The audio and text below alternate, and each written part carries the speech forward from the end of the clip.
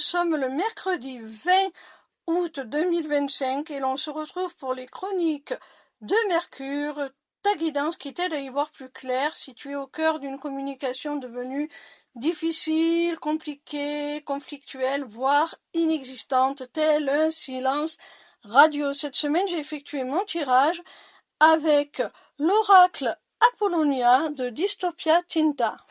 La première carte que j'ai tirée s'appelle les anémones et elle te parle de pardon. Cette carte est très explicite.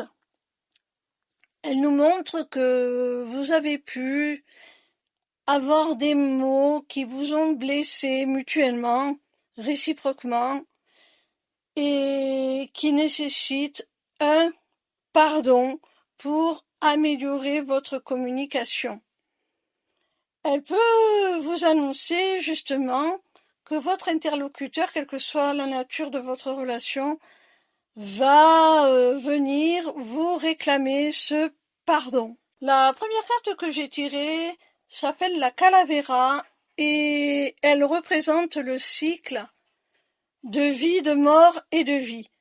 Pour moi, cette carte nous montre qu'une fois que ce pardon sera accordé, acté, eh bien, vous pourrez retrouver un nouveau souffle dans votre relation. Vous allez pouvoir y donner une renaissance.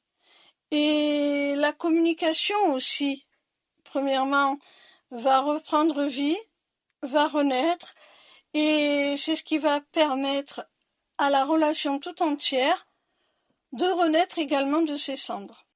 La troisième carte que j'ai tirée se nomme la chouette et elle te parle de sagesse. Cette carte nous montre que si vous parvenez à vous accorder mutuellement ce pardon, c'est parce que vous avez acquis cette sagesse, vous avez pris en maturité, vous avez grandi et vous êtes capable aujourd'hui de passer au-dessus de vos différends pour aller vers plus de compréhension et pouvoir tourner la page, comme le disait la carte précédente du cycle de la vie, pour un nouveau départ dans votre relation et dans votre communication. Il y aura un avant et un après parce que vous avez acquis la maturité nécessaire pour pouvoir améliorer les choses. La quatrième carte que j'ai tirée s'appelle le coquillage et elle représente le chez-soi. Pour moi, le chez-soi, c'est quelque chose de symbolique, c'est pas le domicile en soi, c'est plus ton intimité, ta maison intérieure, le centre de tes émotions, de ta conscience. Et je crois que cette carte te stipule que la sagesse dont parlait la précédente, tu vas complètement l'assimiler, l'intégrer, ça va être une vraie richesse intérieure, ça va être quelque chose de transformateur. Les difficultés que vous avez rencontrées à vous comprendre vont vous permettre à l'un comme à l'autre de grandir et de pouvoir tirer les enseignements de cette mauvaise expérience dans toutes les relations qui suivront, comme dans les interactions que vous aurez l'un avec l'autre.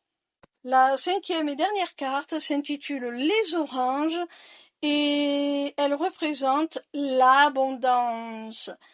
Alors, tu vois mon petit rayon, vraiment, vous allez vers du mieux, votre communication va devenir florissante, fertile. Vous allez peut-être enfin exprimer ce que vous n'aviez jamais encore osé vous dire.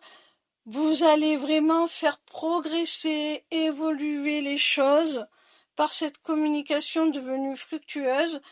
Vous allez pouvoir en retirer des bénéfices, comme je l'ai dit précédemment, non seulement au sein de votre relation, mais aussi de toutes les autres